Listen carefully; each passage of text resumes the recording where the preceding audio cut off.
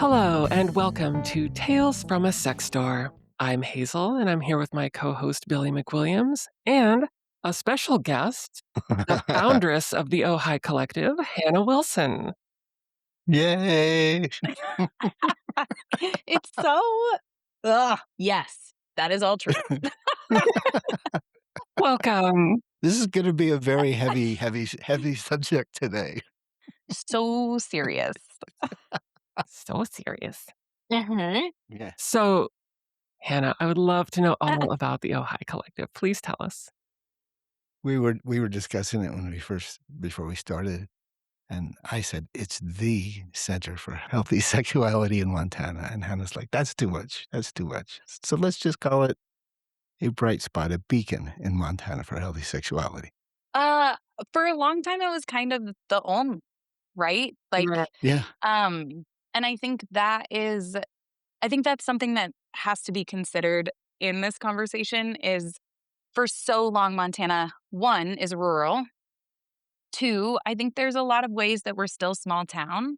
And so there's been a lot of barriers to overcoming not just conversations, but to get to healthy sexuality is like a completely different conversation. Like to even let it show up at the table, let alone, medically accurate, culturally competent, inclusive, weird. I think that has been a really beautiful transition in the work that we do with Ojai. So Ojai Collective started over a happy hour with myself, Franzi Springer, who is another ASEX certified sex therapist with me, she's and awesome. Shannon Sepulveda. She's the best. And then Shannon Sepulveda, who is a pelvic floor specialist, physical therapist. And it was, we were kikiing about I can't about how irritated we were with what kind of referrals we were getting as sex therapists, sex educators, or shit, move it way back and even like sex comfortable, not even sex positive, but sex comfortable therapists.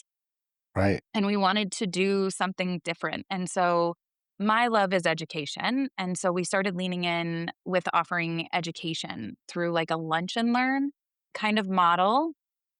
And then we moved into more more therapy actually because we had therapists who wanted training in sex therapy and wanted to have this awareness in relationship. And so we've just kind of grown. And so now we have folks who work with us that are anywhere from a PhD to an intern with a bachelor's or working on their bachelor's that do anything from community organizing and community education to continuing education to we put on conferences. And then we also offer mental health therapy as well as sex therapy, gender affirming care. We kind of are the jack of all trades. And the way that, I mean, Billy and I have known each other for a lot of years, but the coolest thing is that we have been able to partner with Billy to be able to have retail in-house, which is this like huge divide of sex therapy and the sex toy industry of how we can use these things to actually better people's right. outcomes and pleasure and having this kind of academic lens of implementing those things. So all of that is happening under one roof, which is pretty wild. So Ojai Collective is the jack of all trades in a sense. Right, and you also create a space for the kink community and the queer community and the trans community and the swinger poly community. Hmm. There's a lot of resources where people can meet and have a conversation and normalize Hmm. that kind of discussion. We also have a book club together Hmm. once a month.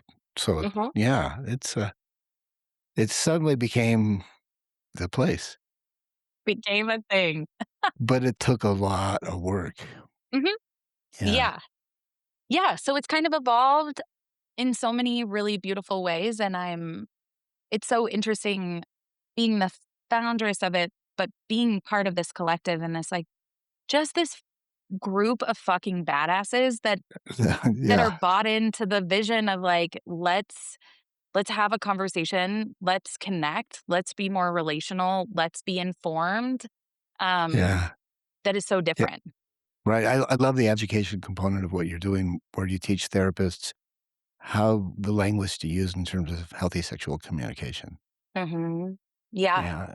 You're still, like, actively expanding still, right? Like, you just this last year opened a I'm sorry. You just this last year started a spot in Missoula, so you're not just Bozeman, Mhm. and you're if I remember correctly, you have a network of people that you've worked with out of state. Hmm. So we have two brick and mortar, one in Bozeman and one in Missoula.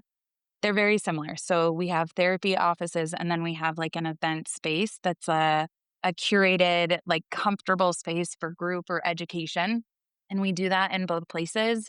And then we have a couple of telehealth folks that maybe eventually will be in other places like Billings or Great Falls or Helena or maybe Kalispell one day. Um, I'm tired right now, so we're putting a pause on expansion in that way because I wanna do it well and I wanna do it with a lot of intention, and so Missoula, I've learned a lot being, 2.5 hours away of how to cultivate that team, right, and making people feel part of that is there is definitely the sex education, but I I grew up in a FHQC, which is a federal health qualified center, which is CHP in Montana, which now is One Health, but it is working with an integrated approach, mental health, physical health in one space. And one of the things that I saw in mental health so often is people burn out. This work is hard when you're dealing with suicide crisis consistently. And it was one of the things that it's like, I want to do this work and I want to do this work better. And I want to be in alignment with my colleagues of like, we need to take time off. We shouldn't see 87 people a week. We shouldn't be on call all the time. And so not only did I want to cultivate this sexual health safe haven, but I also wanted to cultivate for the people that work with me a place that they felt bought into, a part of, that they could be their own quirky, authentic self and not feel like they had to do therapy one way, but rather actually celebrate that diversity. And so expanding into Missoula really created this highlighter, if you will, of how to do that better to make sure that it's not Bozeman office versus the Missoula office, but there is this ability to have this crossover and this connection because the collective in and of itself was I want people to feel like adults that go to work and are celebrated. And I don't think that always happens in mental health or in private practice. So there was kind of like this twofold. I wanted to see mental health actually be aligned with taking care of people and giving a shit A about mental their health mental health. counselor would be actually mentally healthy. What? That's fucking What? insane. Just Not in our field. That's crazy. Burn no, them out. no. And then to have this like playfulness and this joy and this connectedness that we are Yeah, talking about in sex therapy and couples and relational work. So I sure. wanted that attunement. And so, Yeah. yeah, we have grown. We're not even 5 yet, but we've done a lot of things that are our passion projects, not just mine, but the staff. And that's been so cool to see that. And so I just want to make sure this year, I've told myself we are pausing so that we can make sure that we can continue to I can continue to show up in that meaningful way and with that as much intention as we were when we first opened and decided to do this thing. I just love the field of ambition that you have, how you communicate that. By the way, we first met when Hannah was a contemporary issues of human sexuality professor, and I was a guest lecturer. And Billy, we met even before that, if you can believe it. I hmm. played for Miss Kitty's softball team. Did you really? Yeah. Oh, that's Amazing. awesome. I might even still have my Miss Kitty's jersey. Like, That's it was awesome. a That's long time ago. something years ago. Yeah. Don't tell people that, they'll know my Okay. age. No, no. She was a marvelous teacher. I think she was one of the most advanced I've ever seen. Just the way she conveyed the future, it was beautiful. Thank you. Fun to be part of that. Yeah. It makes it really easy when you're excited about it. Yeah. I love sex ed. Well, especially when you're accepting, especially for, like, trans folks. You were way ahead of everybody. Mhm, Yeah. Just in the acceptance, and we have a long way to go. mhm. Yeah, and I think, this watch me get canceled these days. Um, Not by us. Not here.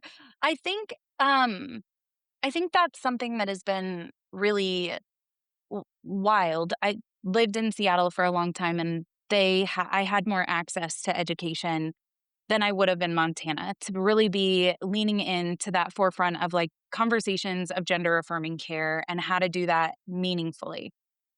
And I, at the time, was working with trans sex workers in a Mhm. housing first program. And so it was a lot of learning in all fairness of like, I knew the houseless population. I knew mental health. I know addiction. I ran a shelter. I was case managing. I was in the thick of it.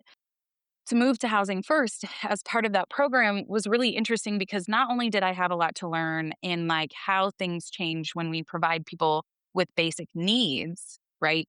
Like we're talking, I'm giving you housing. We're supplying housing. I'm not giving it to you. We are supplying housing and how people's mental health increased, how their use decreased. Not for everyone, but overall, their sense of wellness, Right. life increased. And then to have this compounding aspect of being trans, of being othered, of being exploited, and sex work because of employment and trying to get their needs met and all of the above. Not to say that all sex work is out of necessity. I want to be very clear about that. Mhm. This population that I was working with was very different. And so it challenged me in a lot of ways. And I did that for a handful of years before coming to Montana. So it was like, oh my gosh, in Montana, we are barely even having a pronoun conversation. Like, If that. what is happening? So it was really interesting because I think the philosophy that I took with my class was I don't want you to change your mind. I'm not asking you to. What I am asking is for you to sit in your uncomfortable and really understand your why. Maybe that's your moral compass. Maybe that's your values. Maybe because it protects you. I don't give a shit what it is, but being able to actually sit in that and validate people's experiences because so much goes into people's sexuality, not just their orientation, not just how they identify gender, but also their religion, their meaningful relationships, the scripts that we say, the want for family. Like Right. all of those things go into this. And so And it's teaching, critically, undercommunicated on a number of absolutely. different levels. And there's not a lot of safe spaces to I don't Yeah. love that word as a therapist, which is kind of funny. There's not enough informed spaces to be able Yeah. to be curious, to make mistakes, to say the wrong thing, and to get the right information that is factual, not driven by an agenda or a heart or a religious slant, but just simply these are the facts. This is the research. This is what it looks like. You get to put meaning to it. And that was really important because it wasn't my job to like bring people forward to be like, yes, trans rights. It was my Yeah. job to say, what is the information you have? And is that accurate? Right. Or is it safe in a sense or out of alignment for you to move in this direction? And that is okay. I'm going to accept that for you. How do we accept that for others? And in the end, would they realize that if you're good with somebody who's different than you can be the best person you can be, Mhm, whatever that looks like. mhm, And that could be heteronormative, it could be mhm, monogamous, it could be gender related, whatever. mhm, Because if you're good with somebody else, that means you can be good with yourself. mhm. And I think it's also like what what becomes a challenge to our own experience, right? Alok talks a lot about their gender fluidity being a challenge to the patriarchy. Because then, if I am fluid and this is the way I move through my world as colorful and excited and celebratory of the person I am, you have to challenge who you are Right. and your gender. And I think that's kind of interesting is like what it challenges in us. I was raised Catholic and like there is a role for women. I don't know if that really Yeah. works for me. And that Right. wasn't a rejection in a sense of like all those that are Catholic, but rather, does this work for me? Is this in alignment what I feel is right for me without a rejection or a fuck you to the rest? It is Right. okay to still have, Those values. yes, and Yeah. be able to be in that expansive space to say, what is this challenge in me? Right. Hmm. That's wonderful. Yeah. Yeah, that's why all the students were like, "Oh, I remember Hannah. She's so wonderful." And that was like 5 years ago, you say? Yeah. Five.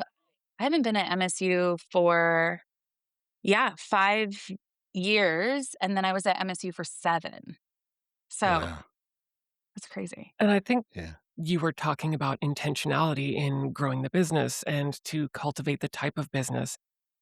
It's there in how you do everything. Like I have firsthand experience of your intentionality. You're the therapist that saw me through all of the hardest things that I ever experienced in my life and Mhm, some of the greatest Mm. joys in my life.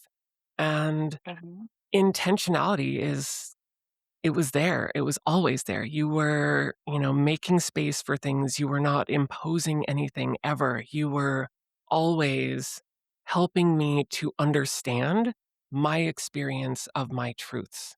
And that is Life-changing. it was totally life-changing and affirming, and it helped me to become the best person that I could be. Being accepted and encouraged and helping me to do that for others again. Right. We on Tales from a Sex Store, we've talked a few times kind of a lot about social scripts and not using any shame in the store when people come in and are uncomfortable and behave in a way that is uncomfortable within the scripts that they live in. mhm, And it was life changing for me to be a person who was living in a script and then have that intentional space made for me mhm, that I could then go out and do the same. It's mhm, awesome. I mhm. love you. And I Hazel, Yay! I'm not gonna cry. Well, I might. Like what you do is amazing and very unique. Mhm, Right. And, you know, the space that you make is so good for people that they make good space for other people. The Ojai Collective endorsed. This has thanks. been a paid I know, stop it. no, no.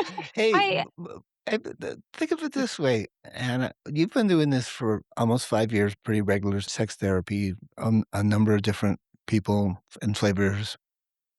Mhm. What are your big takeaways from that? Um, big takeaways. It's I'm giggling inside because 'cause I'm like, nothing." Sex therapy, uh, um, there's gosh, I just kinda got flooded. So, sex therapy, I think, is a couple of things. Is one, I think when we talk about sex therapy, I really wanna acknowledge we talk about the goop, version of, like, the Jayas, the sex coaching, the Patty Brittons, that there is this inherently, to a degree, a sexual component to this eroticism, right? And I think what people don't always understand about sex therapy is that there's another level to that. There is the education of how the body works, like anatomy and physiology. It's technically the sexual dysfunction, right? Because sex therapy Mhm. is in alignment with mental health, which is dysfunction. And Okay. I think that not to really like take out the romanticism of what I do. Um, Yeah, this is really hot. yeah, ooh, so sensual, but how your shit doesn't work. Yeah, But I think that is also something that is really interesting about this conversation is that like sex therapy is about the way that your body works, the arousal, the like how different hormones work, how menopause impacts sexual functioning. I also think that adds to this component of gender affirming care. And gender affirming care to me is more expansive than like you're trans. Let me give you that affirmation. I feel like that's a base. But to understand like what is happening when you go on hormones, what does it look like to have feminizing hormones? Gosh, you have autism. Can we talk about sensory? Can we talk about emotional regulation? Can we talk about how right. estrogen's a bitch? Can we Uh-huh. talk about how sensitive nipples might be the most distracting thing in the entire world? Let's talk about that. Oh my gosh, we're talking about masculinizing hormones. Let's talk about how you thought you were asexual and now you're not. What a Right. jarring experience. So, sex therapy becomes this like more encompassing component of sexual functioning, right? So some of it's physiological, but also Absolutely. some of this is a mental health component.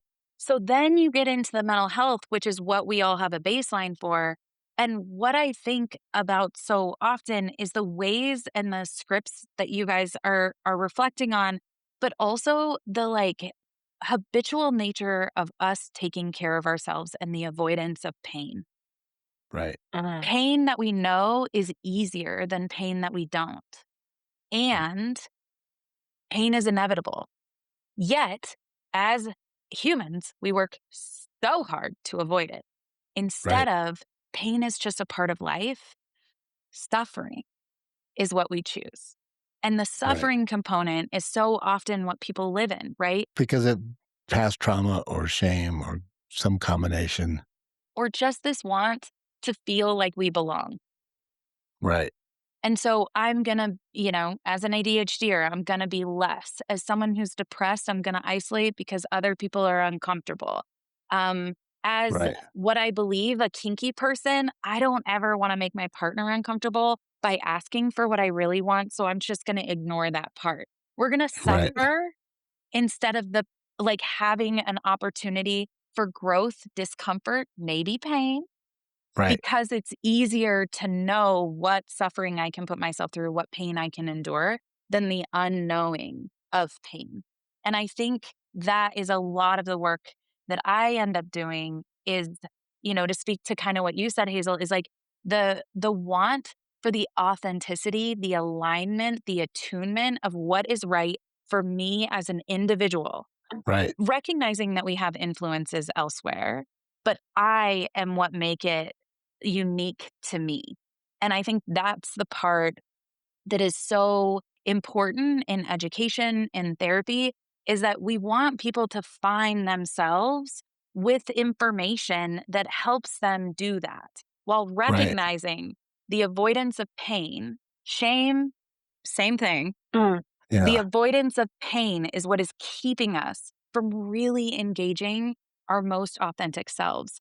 And how can we add a little bit of understanding to that pain that may or may not show up and recognizing that we'll survive it? We've survived 100% of the days we have so far. Regardless of what it looks like. So then Right. you can have those conversations, your honesty with yourself first, Mhm. and then honesty with the conversation with your Uh-huh. partner, Uh-huh.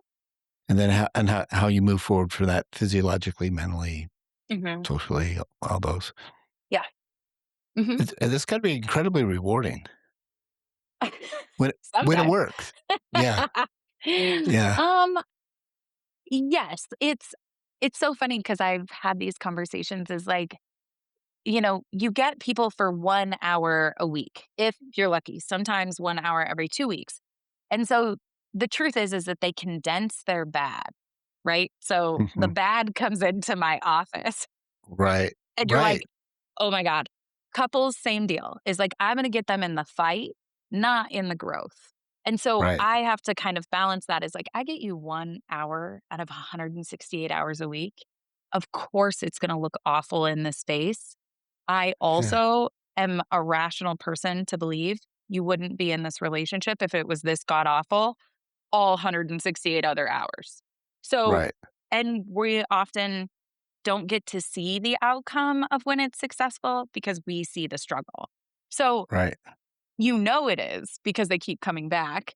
Sure. But there is a little bit of cognitive dissonance you got to do as a therapist of like, we are seeing growth because the fight didn't last as long, or it was okay, they got dumped.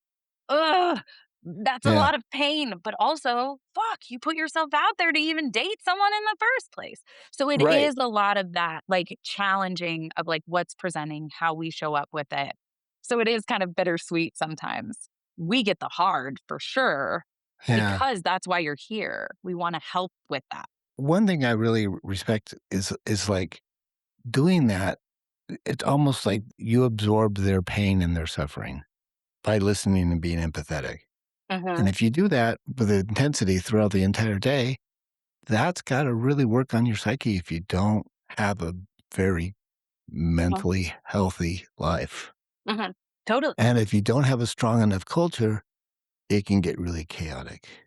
Yes, and I know this sounds crazy, and maybe my own. I'm a human as well. Yeah. Like, there have been days, not very long ago because, okay, you said I could get political. Some shit happened, and I was Okay. mad. Yeah. Fuck Roe v. them. Wade was a hard fucking day, okay? It was a Yeah. hard day. Okay. I know that so many of my clients came in that day and were checking in on me of like, Hannah, you have rode for this shit. You have Yeah. educated, you've been on boards. And it was like, God, that's so nice of you. And today is the day we rest. Today is the day we just be mad. And that's Yeah. okay. I know that some people say, like, we need to keep our politics out of therapy. We need to keep our own personal opinions out of therapy. I also think it is important for us to realize that our therapists are people. Like, Right. they Mhm. are enduring the world as well with us, and I'm not asking for my clients to align with me. I am asking, can you have a space that you can believe that I care about you as a human to be able to do this work for growth and get uncomfortable with me, whether or not we're the same? Right. And Right. that I think is so powerful of how we can bring relationships into the therapeutic room so that people can actually feel connection. I get Right. it's a weird thing because you're paying me. I'm basically a sex worker. Sometimes it feels like it's like a no Well, touch sex well, worker. I'm a sex worker. We're all sex workers. Right. But like Right. sitting in that But embrace space. that. That is not a Hmm. bad thing. It's just Totally. that the society says those things doesn't Mhm. mean they're right. Right. And therapeutically, you still have to be boundaried. Like I'm in a lot Montana. I'm an educator. I also run a business. I also am involved. I love donating my time. I'm going to see people in these dual relationships. So I have to be boundaried, right? If I Right. want to have a life, I have to be boundaried. It doesn't mean I'm sharing everything, but also I'm totally a person. And to be able, I think that sometimes when we talk, full disclosure, depending on your therapeutic like background, some of us want to be a blank slate because they feel like if I show up in the room, it changes the room. Right. That's inevitable. What if I show up authentically to be able to create relationship that is meaningful because I give a shit. I wouldn't do this work if I didn't. I shouldn't be doing this work if I don't. And to be able to create those connections and to Right. be sincere in those connections. Well, your authentic self is much more effective than somebody who is tiptoeing around the world. Mhm. It's just, I think people respect that honesty and that boundary setting, and it makes them want to be honest. Well, and it helps people navigate. If I say, like, no, thank you, without it crushing your soul, you're like, oh, can I say no thanks? Right. Absolutely. Right. So when we talk about healthy sexuality, Mhm. boundaries are good. Yeah. And when I'm discussing a toy and someone says, no, I don't want that, or no, I don't like that, I'm like, good. Thank you. Uh-huh. Appreciate that. You need to say that.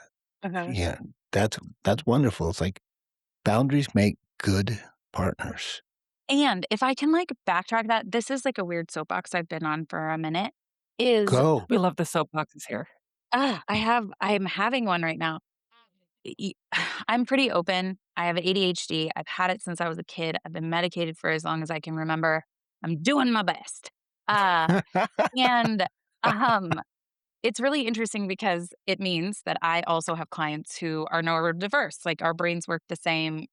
We're talking about what did I just learn about the appeal of a labubu? And I was like, the fuck is happening? And then a quick transition to like, I never had toys as a kid. Like it's like, okay, I'm following. I'm so there with you. And one of the things that has come up really interestingly is like rejection sensitivity. As a sex therapist, that has been something that I have had to sit with and do so much bias work on because all I hear is, you don't want to know. Right. Is it okay to get a no from someone that has nothing to do with you, but has Yeah. everything to do with them? If I Right. don't like ice cream, I'm a big cake fan. And anytime someone tells me they prefer pie over cake, I actually think to myself, no, thank you. You're not my people. Is that Character flow. absolutely not? That is a judgment, and I will acknowledge that. However, if someone says you have to eat pie to hang out with me and I say no, that isn't a rejection of them. It is the fact that I Right. do not like pie. Like, get Right. out of here with your grossness. Yeah. I don't mean to be rude, right? But Yeah. this idea that it becomes an all encompassing rejection of someone, the belief Right. is that if I set a boundary, it is a rejection of the person is Right. wild to me. But because because people think it's a binary choice. Absolutely. Either I love you or I hate you. Exactly. And it's like the Mhm. world is not built that way, and relationships aren't built that way. They're complex. So when I think, like we've talked, Billy, like getting the sex life you want means it's a negotiation, right? It's like trying food to a certain degree. It's like, Right. I am going to try nachos with jalapenos. Turns out, don't like them. They feel weird Right. in my mouth. Right. Don't eat them It's again. don't eat them again. And so Right. I think it's really interesting. Some of like when we talk about boundary, But don't define yourself on, "Oh, I'm a terrible person for liking that food." totally. And when we talk about us getting what we want, it means there's going to be a no. And if Yeah. we feel we're going to completely avoid any opportunity for someone to reject us or to say no, it limits us so immensely. And Right. learning how to take a no, I think, is more important than learning how to take a yes. I think that's great advice. Yeah. And that is where we have to start with boundaries because boundaries are not a rejection of you. They Right. are what I need. Well, you sit there and you take the no, and then you roll it around, and then you add all these flavors in there that have nothing to do with it. Right. Right. And if you do that enough, you start to preemptively know yourself before even asking because you're so afraid of that no that you just never go there in the first place. And then before you Right. realize it, you've boxed yourself in even smaller than Mhm. you might have had you just asked. Right. Wha And there's a way to say no and then make an addendum, Mm. because I think that Mhm. sometimes helps. I always No. start no and. Right. Mhm. Right. Yeah. No, I was thinking this, or Mhm. no, but what about that? Mhm. Something like that. Yeah. Mhm. And even a Yeah. yes can be an addendum, right? Is Oh, for sure. oh my gosh, you um I don't know, you want to go to tea. Yes, and I don't like this tea house, but I do like this one. Is that all right?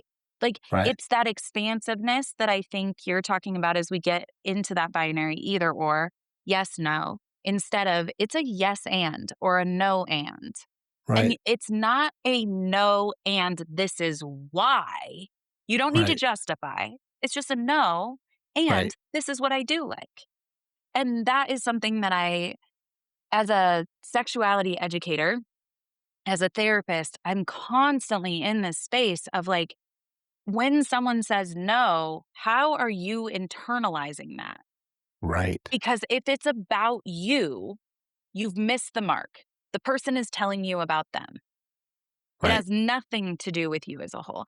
And Well, so, it goes right straight to your insecurities, absolutely. and then they roll around. Mhm. And then you make the story you tell yourself And is then you don't tell anybody because you feel bad about it, and then yes. it starts Mhm. eating on you, and then you Yeah. can compound it in a number of different ways. Next thing you know, you're completely undesirable. Right. You were terrible to begin with, and there's no one that will love you ever, ever, ever, which Exactly. is Nobody the wants to have sex least with you no matter what. yeah. No matter what you do, you like all the grossest things, and you are that special. That's one of my favorite that's one of my favorite things when I was doing my lectures at human sexuality class is Uh-huh. you think that nobody wants to have sex with you, but that's not true. Mhm. Somebody wants to have sex with you exactly how you are. Mhm. Mhm. You're Well, completely and desirable. Billy, we've had conversations before where it's like, I'm sure, people walk in and they're like, I'm really odd, or this, what I Yeah. like is crazy. And I'm like, oh, You might think I'm fucking weird. wow me. Let's Yeah. go. Like, get Oh, weird. yes, please be weird. And then it's Yes. like, Wow. I like to be spanked. And you're like, fuck, get out of here with your pathetic ass here. Like, I thought it was supposed to be weird. Yeah, It's exactly. Yeah. common. What the fuck? Challenge Yeah. me. Well, Yeah. that's the thing is like most people are sexually normal. Mm. Their Ugh, desires are so plain. yeah. So basic. The bell curve the bell curve is Yeah. real. Um, Yeah. Mm. yeah, it's true. And there's so e even if you like something, you immediately place a judgment on self for liking it, right? And I think in sex, Right. it's very interesting because it's like, I like to be spanked because I was breastfed. Like, what? How Ah, like, where are we okay. going? Like, you just get these, like it has to be Because trauma. you live under these assumptions and you don't tell anybody about it because, well, you feel uncomfortable. Or you do tell And I people, but you love the tell it to stories. people as a justification, as if it Totally, needs to yes. be Yeah. justified. Well, and we do it socially, like, Mhm. the phrases like, "She has daddy issues. She dates bad boys because she has daddy issues." It's Mm. like, no, Yeah. she dates bad boys because it's the only space that a fucking guy leads in the rest of her life, and it's the only person that tells her no. Yeah. That's what it doesn't Yeah. have to be with trauma. It could just be because it's a preference, right? Like, and Yeah. that's what blows my mind is that we do attribute what we have to find a justification for what we like, Right. particularly sexually, instead of like, I just fucking like it. I don't know why. It's just, I Yeah. like it. It Yeah. feels good. It's exciting. It makes me giggle. Right. Who Right. cares the Yeah. why? Yeah. And Yeah. often Exactly. there's this distressing component to it. And that's where it's like, I need to Well, understand where this the comes from. why means people want. Do you think that someone's going to judge you for what what it is? I was talking to somebody, and they're like, "If my kids ever found out what I did, I would never tell them." Simply because they felt that they were so out there that their kids would judge them. What if we actually believe in age appropriate sex education? And Oh! what if we actually believed that sexuality is a lifelong experience? Right, Yes. Crazy. right. Not I just know, I pretty know, young people. I Fuck know. them. Isn't it? It They're never having the goes. worst sex anyways. For real. You're Yeah, getting better sex as you get older, as you understand your body, as you let go of these things, as you are curious, as there is right. that you recognize that some of this is shame invoked, not Yeah, pleasure. And yeah. so I think, like, yeah, I think those are the pieces where it's like, Well, gosh and darn it, you can kinda see it when young people are like, "Oh, old people sex, it's so gross." It's like, "Mm, yours is. You're just yeah, coming everywhere, you yeah, grosso. You're yeah, making messes. Stop judging, okay? Some of us are passionate and stare at each other and hold one another, and it is just as satisfying. We're just not Mhm. right." ejaculating all over the walls. We're not pornographic. And if we do, we know why. Yeah, and we're adults enough to clean it up. God, Right. That's right. Hey, did you know we gave away, free Plan B at the store? I did. Yes. Okay. Um, I do know that, and condoms.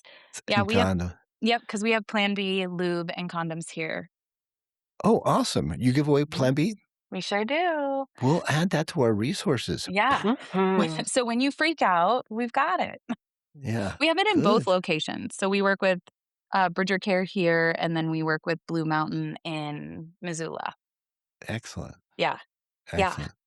Mhm. Yeah. You know, Billy, I mentioned, like, age appropriate sex ed, and, it's one of the, like, conversations that has actually come up throughout the years for me is, this, like, rite of passage we've talked about, like, with, women at 18, they go and get their, like, first sex toy, and there's Sure. been some, like it's really interesting to me that there's started to, like, expand these conversations of, like, why 18 Yeah. when women are the orgasm gap is already so, you know, Yeah. so on and so forth. And I thought that that was really interesting because I sat with it because 'cause I'm like, "Why 18?"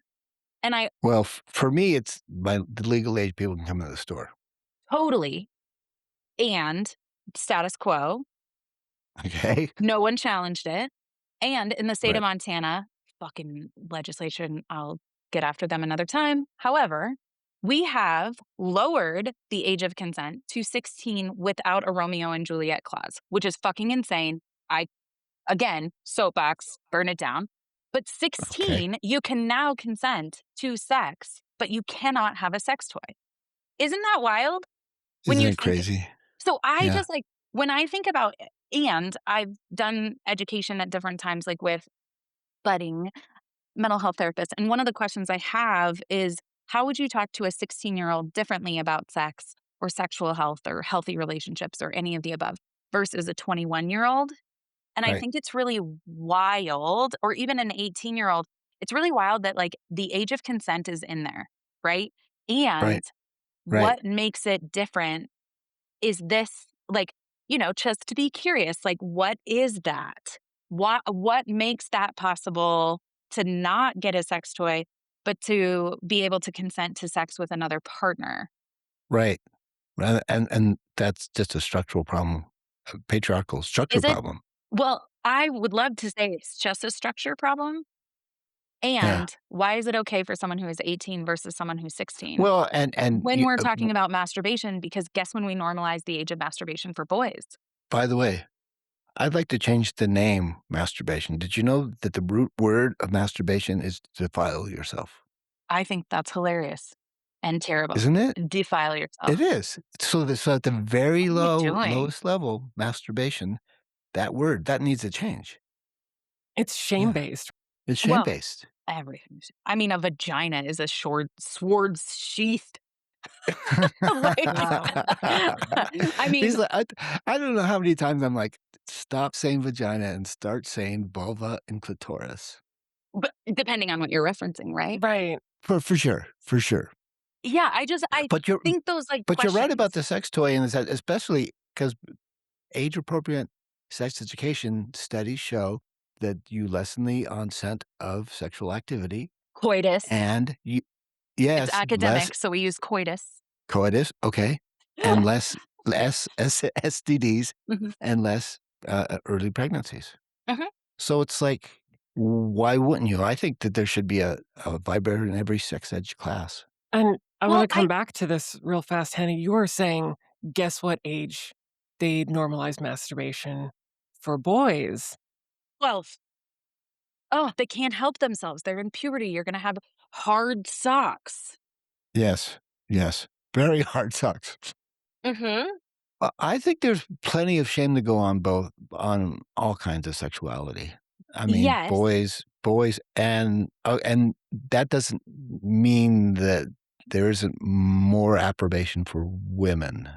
I don't disagree with you at all. And, it's interesting. There's this like, they call it like the humping phase of girls at like about 9 because they realize like pressure on their clitoris, on their vulva is arousing. So you like Yeah. parents and parental spaces will Yeah. be like, oh, all the girls are grinding on shit.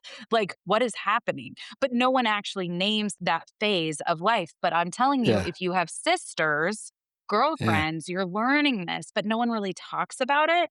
And Mm. so the No. reason that I'm like kind of, introducing this a little bit is like that challenge for just a moment. What is the difference between a 16-year-old who can consent to sex with other people who cannot consent to sex with a vibrator Right. until 18?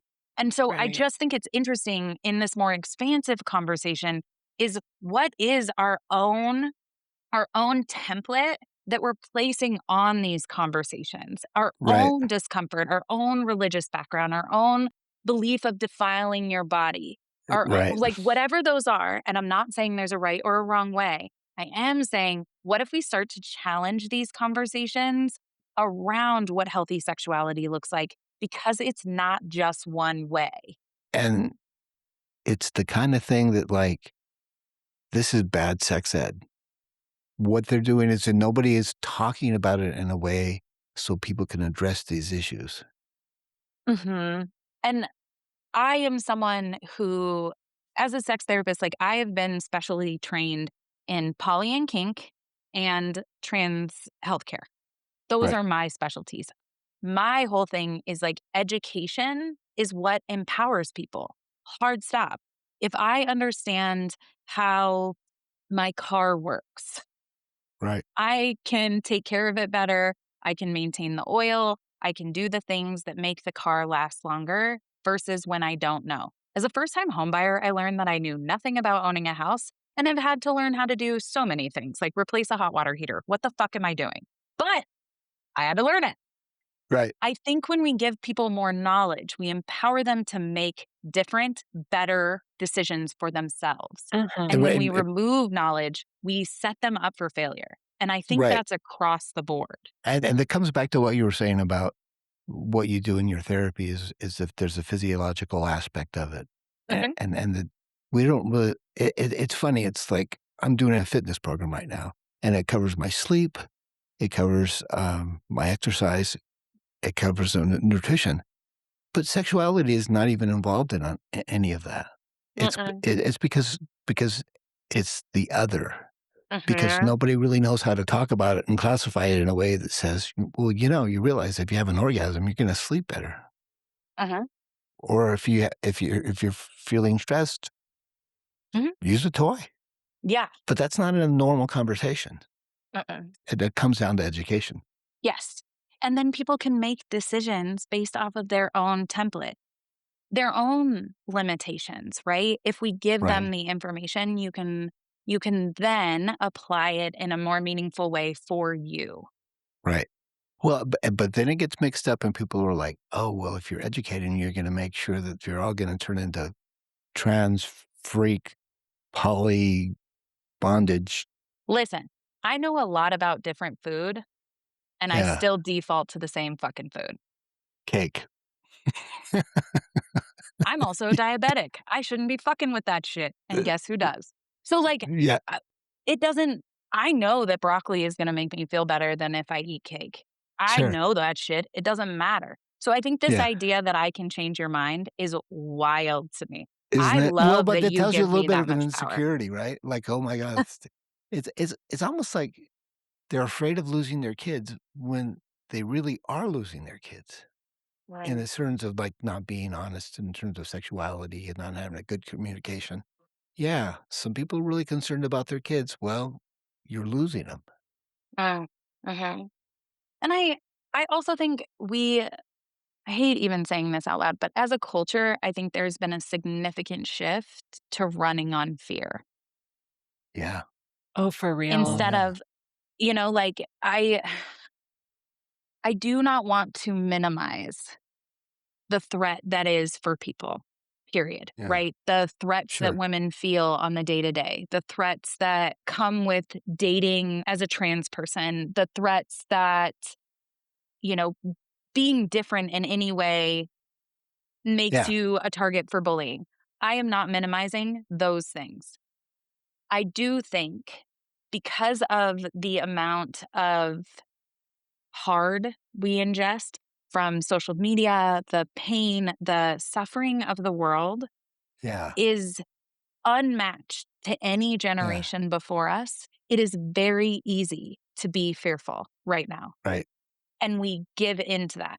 As someone growing up, I grew up in Helena, Montana. I rode my bike everywhere, had to be home at You know, since I've known you, I always thought you were somewhere else because Oh, somebody really? so advanced should not be coming from Montana. I'm I kn I here know, I it's am. strange, but yeah, I know, it's And the great. Catholic capital. Yeah, Yeah, yeah, there we watch go. out. Yeah, embrace your hypocrisies. Yeah. And so, I think about those things. I also think as an adult, I've traveled alone. I did disaster relief alone as a woman. I know that if I say that to someone else, it would be like, oh my God, how were you safe? What did that look like? It was like, I have worried less in other places than I've worried in the States. And Right. this belief that the world is scary, the world is violent, the world is coming for you, I don't disagree that that is truly there. For And some. I think it makes it harder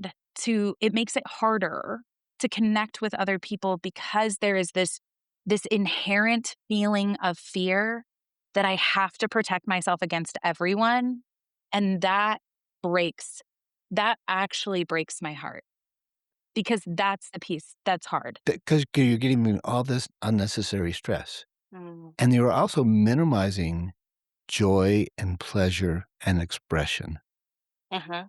and thinking, "Will I just the joy of a beautiful relationship with somebody, or yourself, Or for that matter." even just a wonderful interaction with a stranger. Yeah, Like just the pleasure. Yeah. going going to a big city, I won't throw him under the bus, but he's my conference husband and we go a lot of places. And he teases me all the time because when I travel, I go based off intuition. Pretty much that's it. I don't typically use a map. I just does it feel right? We'll find a place. Let's just see. I have the darndest Yeah. experiences because of that, and Yeah. he hates it because he's constantly like, "Oh my god, Hannah, how have you not died?" I was like, "I don't know, but my intuition is on point. Let's just see how it feels." Walked into this restaurant, don't like it, Yeah. the vibe's off. Let's go. I do that a lot, and it's interesting because he's also the one that'll be like, "Did you just smile at that random human?" And I'm like, "Yeah." And he's like, "And that's how that conversation started." And it's like, "Mhm." Yeah. We And it can turned out have great. It so turned out great. great. It could also turn out terrible. I'm not gonna lie to Sure. you. That is I That's will okay name too, it, that's some pretty because you're not privilege. afraid of pain. Absolutely. And Yeah, I think some of totally. this is this idea that fear really, really, really drives us. And not just fear, like I said before, is Yeah, like that inevitability of pain is real. Pain is there. Pain is going to happen. We're gonna lose people. sure. We're gonna be disappointed. We're gonna be told no. Yeah, Our favorite dress is gonna rip. It is how much energy I want to put in to that pain that creates that suffering that becomes so much bigger. If my favorite dress rips and I think I'm never going to find a dress that I like again, I'm totally fucked. Now I have to do yeah. this and this and that. You're right. It is fucking miserable. Or it could have just been that your dress ripped And you have an opportunity to get a fabulous new dress, and it's fine. And you're and not going it's to die. fine. It's going to be Mm-mm. uncomfortable and that's okay. And I think that's the part. How do we get uncomfortable? And understand that, like, that will spark joy later on, and you'll suffer significantly less Yes. because you won't have that 8 track rolling around in your brain all the time. Sounds exhausting. So exhausting. So exhausting. And, if you get into like Brene Brown's work or even like Mark Brackett, that socio emotional learning kind of stuff is like joy is the most, other than vulnerability, right? Loving someone and joy are the most vulnerable feelings. And so we Yeah, rob ourselves of them all the time because it's like, I don't want to feel pain. Loving someone means that there is a damn good chance that it's going to be painful. true. It's how we change the culture just a teeny bit, a little bit at a time. Totally.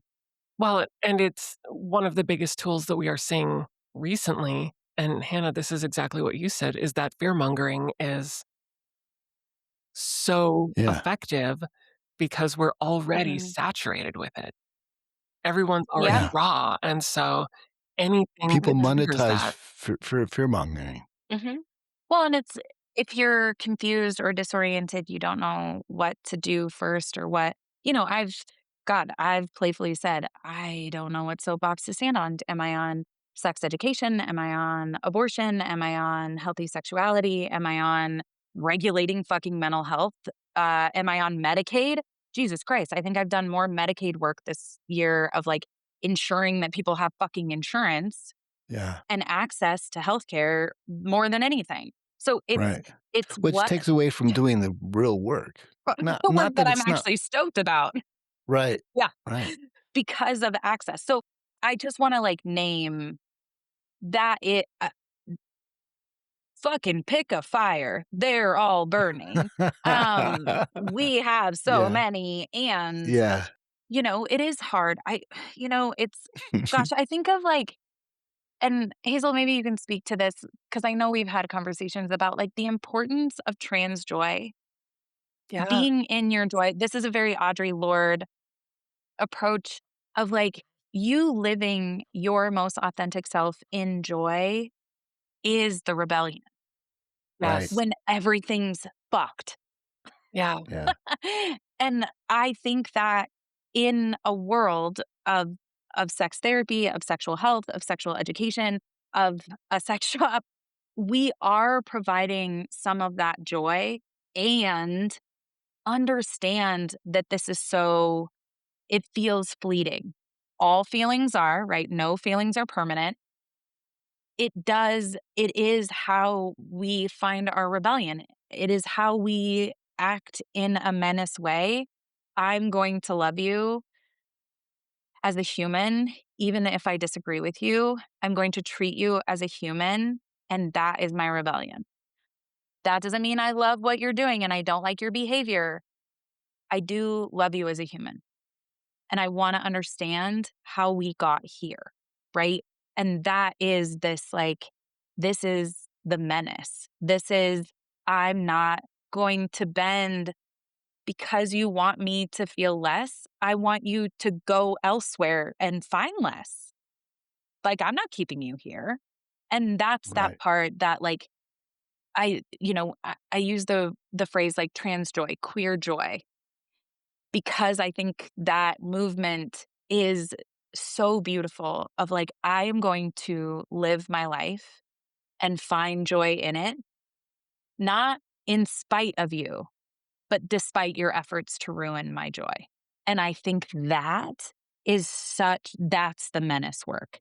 right. That's the rebellion in our time right now. And that is where I think those that are close to me, I think, see my active intention to go there is like, I do not need to add to the world of judgment. I do not need to add to the world of shame.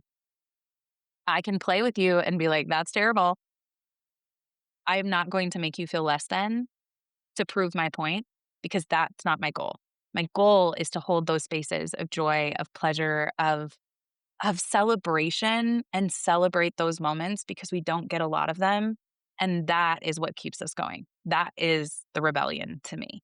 And I don't think we do that enough because there are so many dumpster fires. There is so much fear. And I love leaning into that at the end of the day is like, okay, my joy is walking my friggin' dog and giggling at my other half who tried to make dinner that is trash. I appreciate that so deeply. Like, I don't know why I relate to that. and I can laugh about it and so very much celebrate. I want to celebrate. Oh God. If I could teach you asked me earlier, Billy, like, what would you want people to know? If I could, if I could teach people how to truly lean in and understand compersion. So Uh, compersion is almost exclusively used in poly polyamory relationships or I'm starting to see it in kink. They don't have a language for it, but compersion is this idea of experiencing joy by seeing others in their joy without any benefit to self.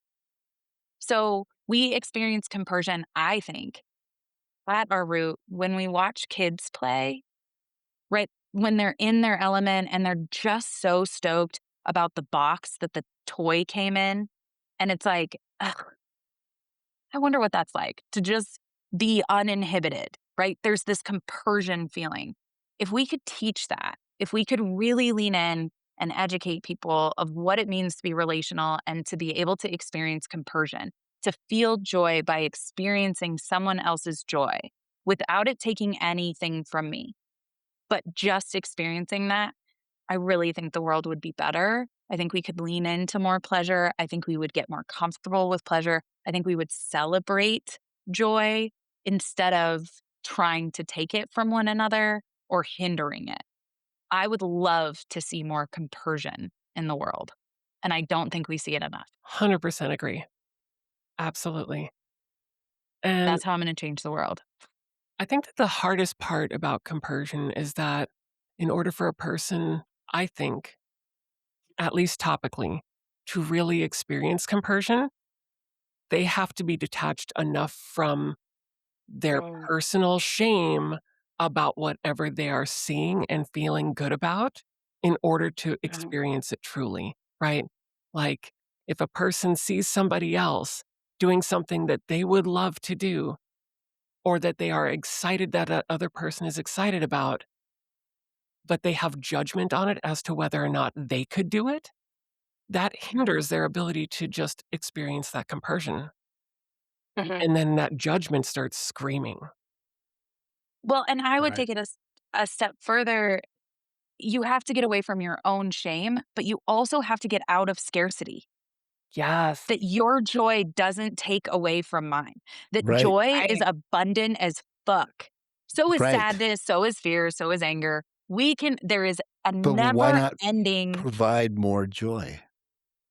Just excitement, awe, wonder, curiosity. right. And if you see somebody in a beautiful situation doing something beautiful, spark the joy. It's Mhm. and Mhm. it doesn't mean it's not taken away from your joy, but just allowing people to be who they wanna be, how they Mhm. wanna be, that's gotta be the safest, best place you can be. Let their joy spark your joy. Right, Mhm. It's right. this might speak to maybe a little more culture, but so raised Mexican Catholic, there is this responsibility of the female of the house to be able to cook because cooking means that you bring people together and like people enjoy food, right? And I think it's really interesting is I went to like a I don't want it wasn't a dinner party, it was like a Christmas party and there was like lots of appetizers and everything was out and blah blah blah blah blah. And the host, who I'm super familiar with, she was like, "Gosh, I was like, "How do you feel?" And she was like, "What do you mean?" And I was like, "Well, how do you feel? Like all of these people are making so many compliments about your food and da da da." She's like, I just don't think people know how much effort I put into this." Mhm. And I thought it was wild because in my mind, you know what I'm watching for is who's eating my dip and loving it. Right. Like, Right. I don't need them to know it was my dip. I'm looking and watching it and being like, "Mhm, I know. That makes you my people. Like, you get it." Like, and I think that's really interesting is like those are the moments of compersion, right? I love making food for you because you are enjoying the food and I love that I'm sitting in your enjoyment. It doesn't matter how much time, energy, effort that Mhm. I put into it. I love that you're enjoying it. That says Well, you take the there's "I" love. out of it, you Yes. t and you just see that for what it is. Yes. Somebody enjoying something, and there's also a sense of pride for yourself, like, "I did that." Totally. Or like I'm in Yeah, it with you, right? Like I'm yeah. experiencing it. And I think that's something that we really don't teach, we really don't cultivate very well. Mhm. And I'd love to see more of that. But we do live in a culture of scarcity. if I have, the toilet paper scandal of COVID, Right. right? Yeah. I have to have it. If I don't have it, then no one will have it. Now I will buy thousands of rolls of toilet paper. Right. No one will have it, but my butt will be clean. Also, COVID is not a shitting virus. What is happening? Right. Why are we upset right now?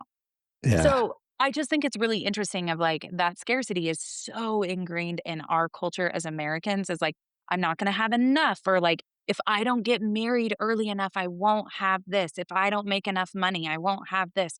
But it's all of that that makes it so painful for me is like, what if we just believe there's enough? What if we believe there's enough love, there's enough support, there's enough kindness, there's enough whatever? There are some things that are finite, like time, but I think it would be really lovely to move away from that scarcity of you having this means I don't, instead of you having this and I get to experience it with you. Like, that's such a different way of thinking. Totally. Oh my God, I have so many soapboxes. And I do appreciate a good place penis joke. Puns are my favorite, Well-placed penis Yeah. like, joke. You know why? Because people go there. They do. You do. My latest one is like, when's the last time you heard clitoris in regular conversation? Or what's the slang name for a clitoris? I giggle because I hear it all the time. We make a lot of references to beans, like bean Beans. flicking and things. Yeah. Yeah. Yep. Yeah. But you also we have been in if you haven't seen them, Billy, I'm pretty sure you have, but our stickers are like the fucking best because we're smart asses.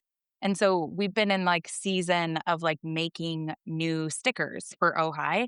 And we have like boy, BOI, bye, but it's like boy bye, but it's like a bye flag. We're very excited. Girl bye, which, we don't get enough cheerleading for bi folks because they can't Mhm. make a decision. And then we made like a peach one that says people hate us because they ain't us. Oh, snap. Ah. Well, Um, we'll have to score some. That'd be great. yes, absolutely. So yeah, and then we did a bouquet of vibrators that says "Come as you are." But Mm. yeah, we were working on like all of the puns because the one that I'm most excited about is it's a little peach lifting a weight because when I go to the gym, I'm always doing butt stuff, which is Mhm. actually like for my tuchus, like I'm doing legs, squats, RDLs. And so every time they're like, well, what are you doing at the gym? And I'm like, butt stuff. Love it. And so like we were doing like, we were just kind of in our sticker era of like, okay, what are all the terrible puns?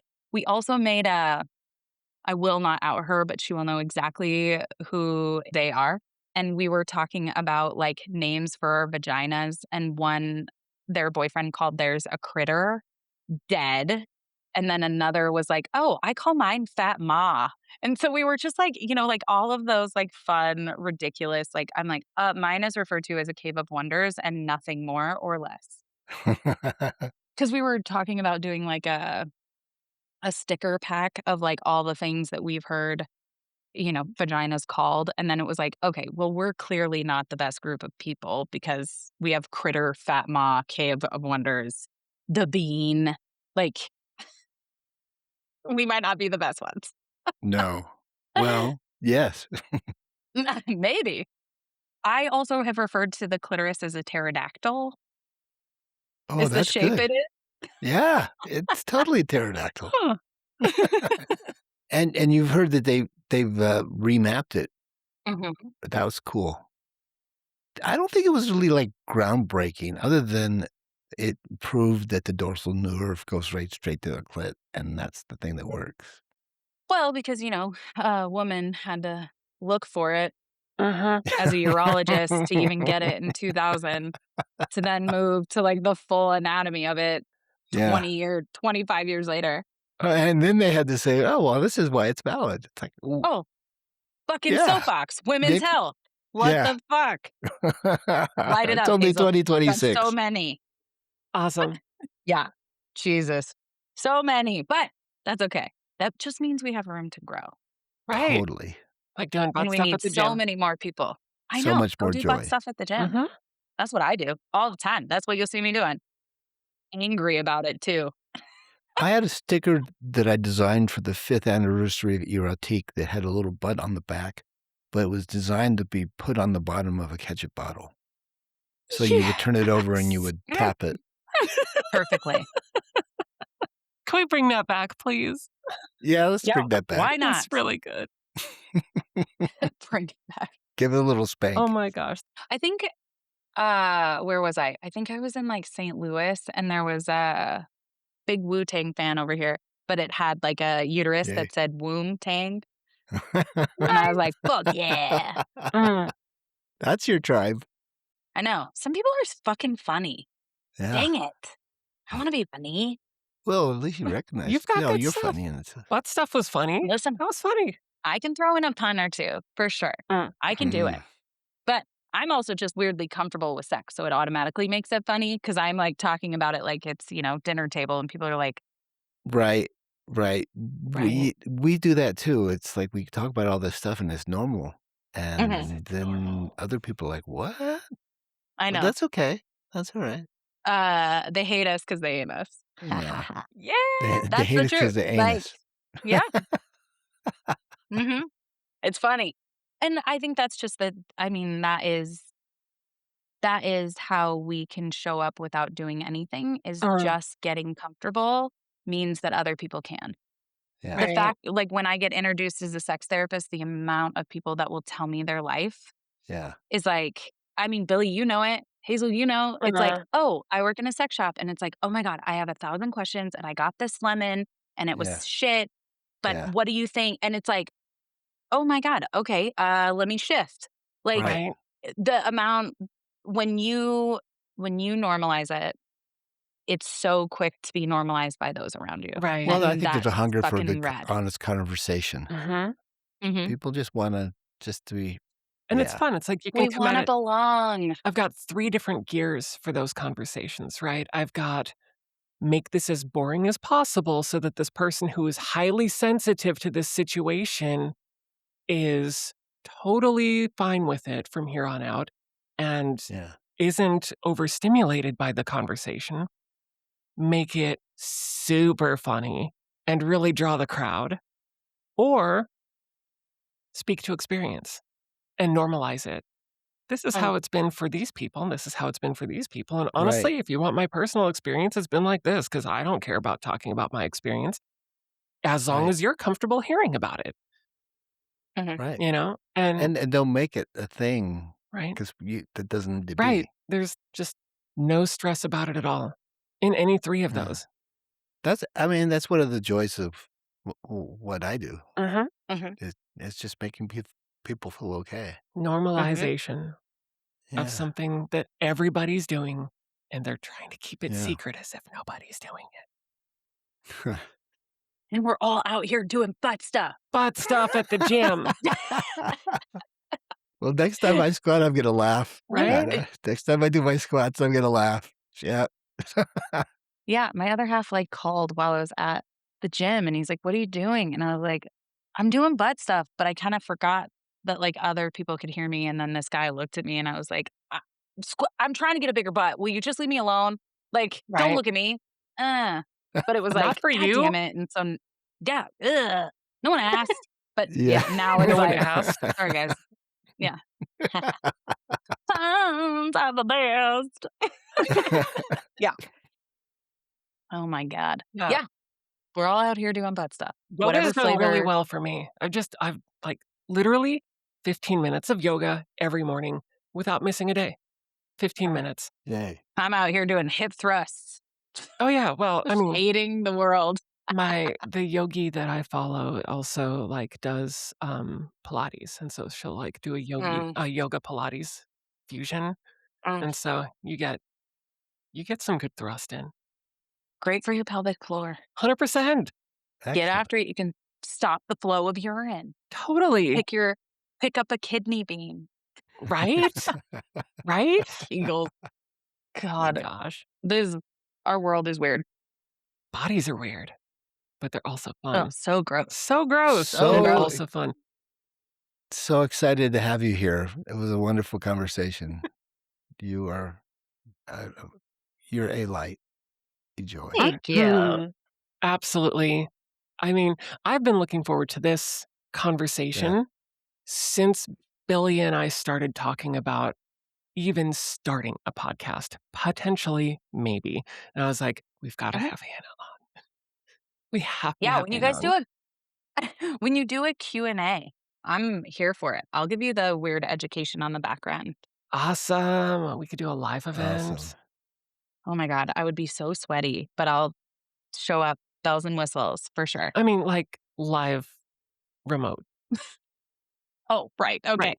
Thank God. I'll still probably be sweaty, That's but okay. But I won't Yeah. tell you. nobody will know. Nobody will know. Right? You know what? Someone might like it and say I'm glowing. Right?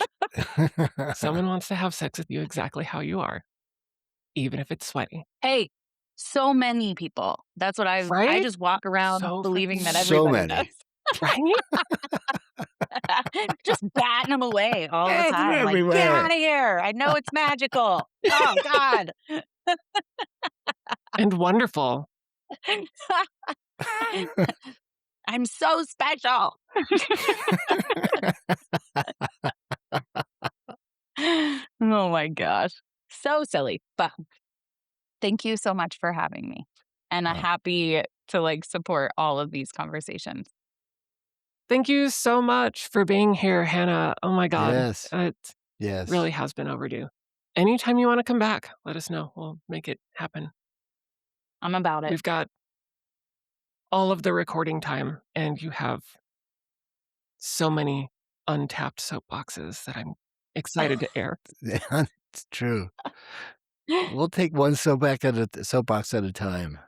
I'm over here with my soapboxes, and then, like, having somebody else have a soapbox, I can just be over here, like, snapping. Preach. It's Yeah. great. You go. Mm-hmm. I got a few. Well, this has been Tales from a Sex Store. I'm Hazel, here with my co host Billy McWilliams and our special guest, the foundress of the Ojai Collective, Hannah Wilson.